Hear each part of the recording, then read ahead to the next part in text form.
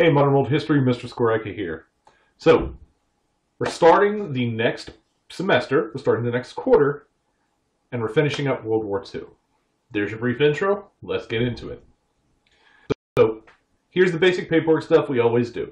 We're going to have to write arguments focused on discipline-specific content, write informative explanatory text, including the narration of historical events, processes, experiments, produce clear and coherent writing, in which development, organization, style are appropriate to task, purpose, and audience. Sounds like a lot, right? You've been doing this the whole time. That's what the writing assignments are, helping you do that. In terms of the actual content, evaluate the role groups and individuals played in the social, political, cultural, and economic development throughout world history. Basically saying, how do groups change the world in all its different forms? Evaluate the importance of historical documents, artifacts, and sites. Definitely going to do that. Evaluate how continuity and change have impacted the world. Basically, what causes in the past affected the world today.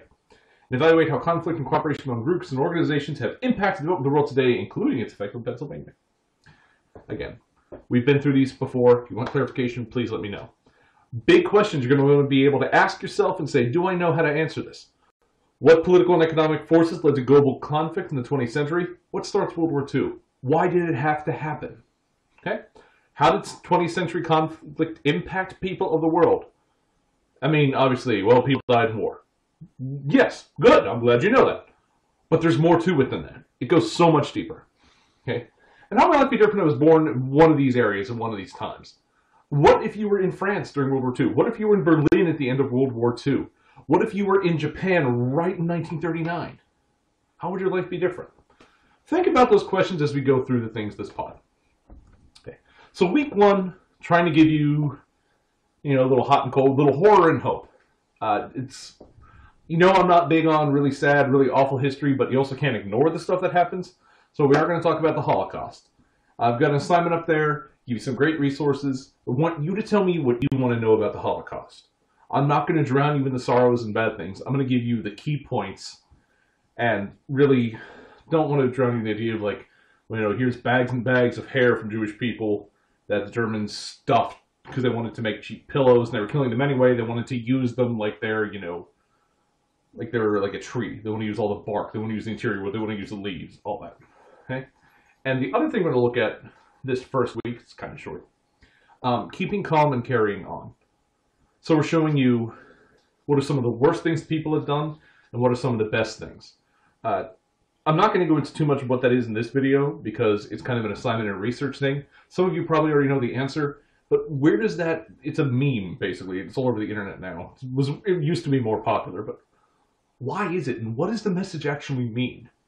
Does it really mean, oh, don't be worried and finish up your midterms? Well, no. What is it? What is it? That's a brief little week. Then we're going to talk about Japan and the USA in World War II.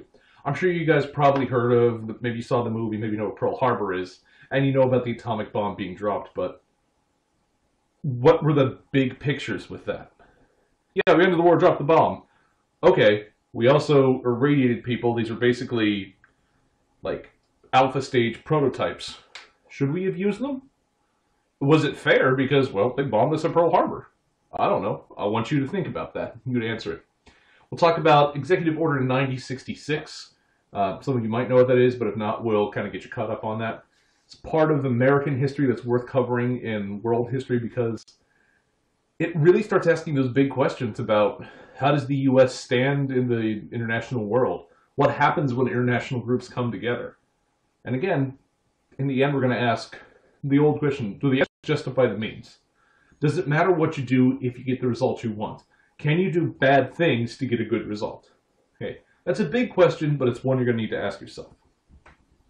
And lastly, we're going to talk about the end of World War II. Basically, victory over Europe, VE Day, VJ Day, victory over Japan Day. And what comes next? War's over, so everything's perfect, right? Maybe not. We did gain some impressive things, and the world is definitely never going to be the same afterwards. So that's what those last couple of weeks are. That's it for this video. Go ahead and answer the questions down below, and then get started. Always reach out if you have questions. Reach out if you just want to talk. I'm always happy to talk to you. Okay? Catch you then. Bye-bye.